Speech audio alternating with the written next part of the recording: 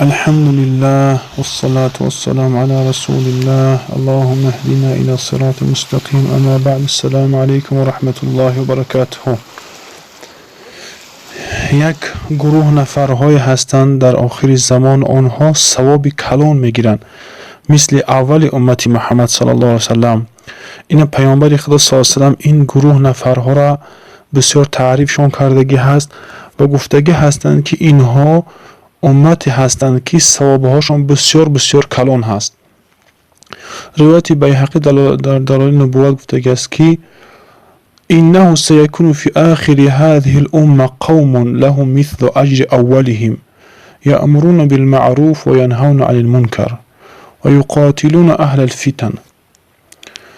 در اینجا چخیلی که الان دیدستیم حدیث روایت بیهقی است و این بر دو خیل روایت شده است و هرچه امام بیهقی روایت کرده است.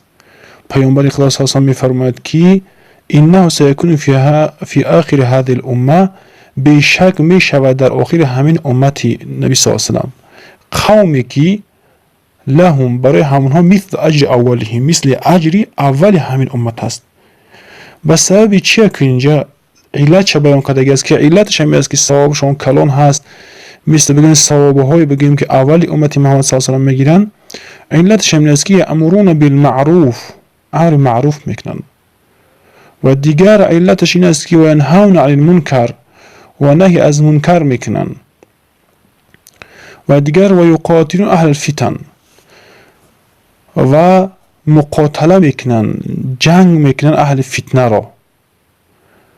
اهل فتنه در اینجا خیلی که در شرح همین مشکات مرقات المفاتح شرح مشکات المصابیح در کتاب مناقب و الفضائل میفرماید که یعنی که همین اهل فتنه کیها هستند؟ از بغات همون گروه را میگن همون نفرهای را میگن که آنها ضد پادشاه عادل و ضد یک حکومتی که اسلام هست اما اینها سرکشی میکنن از حکم چی؟ همون سلطان. این بغات میگن. این گروه ضد همونها میجنگن. و الخوارج و خوارج اهل خوارج که مثلا تکفیر و خوارج این علاقه در زمان حضرت علی رضی الله عنه ظاهر شده بود تا زیرا علما میگن که موجود هست. و روافض گفته شیعه ها را ضد آنها چی میکنن؟ میجنگن میگن. یعنی که اهل فتنه گفته در مرقات المفاتح شرح مشکات مصابیح مولا علی قاری علی بن سلطان محمد قاری میفرماید که همین ها هستن خوارج. یکی بغات، خوارج، روافض. اما خوارج این خودش یک فرقه از شیعه ها هست.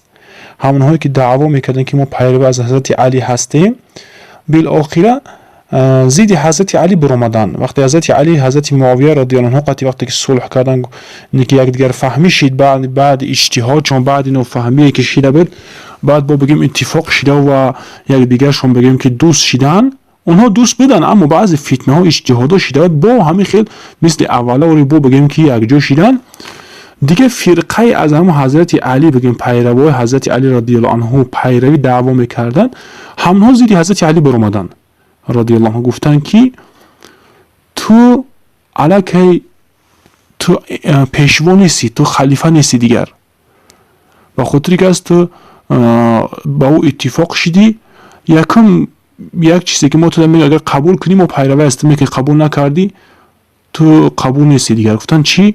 حضرت علی پرسیدن خوارج گفت که اگر تو اقرار کن که کافر شده هستی و دیم که از اقرار کن که تو خطا کرده هستی. خلاصه چند دقیقه شرطاش موندن.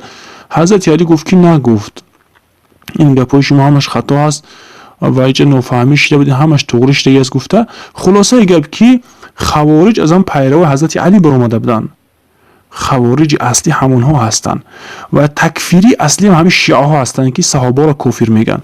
این تکفیری که اهل سنت و جماعت هستن بعضی بگیم که دعوا میکنن مثلا به سلفیت و به این چیزها یعنی که تکفیری که هستن اینها با صحابه را کافر نمیگن و کم بگیم که همین یگم ایسوس یگم گناهگار را کافر میگن یگم بگیم که ای صحابه پرون کافر هم بگن. این شیعه ها تکفیری یکم هستن اینها و خوارج یکم همینها هستن. به همون خاطر امت بهترینه که امت مسیح سلام بستن میگه در آخر زمان هم خیلی فتنه ها قطعی می جنگن و اینها خوارج ها و همون انسان هایی که زیدی حکومت اسلامی می بروین و زیدی مسلمان ها می جنگن، اینها را بگیم که با زبان هاشون و دست هاشون وقتی که می جنگن اینها صاحب هاشون چی از گفت کلان هست. خلاصه که اینها فتنه را گم میکردگی، همون گروهی که فتنه را از بین میبرد و نافهمی را از بین میبردارد، اینها بهترین امت محمد صلی الله علیه و آله و صاحب هاشون هم کلان هست. همین گروه تعریف کردن و در سند حدیث والله اعلی و علم احتیاج به تحقیق دارد. السلام علیکم و رحمت الله و برکاته.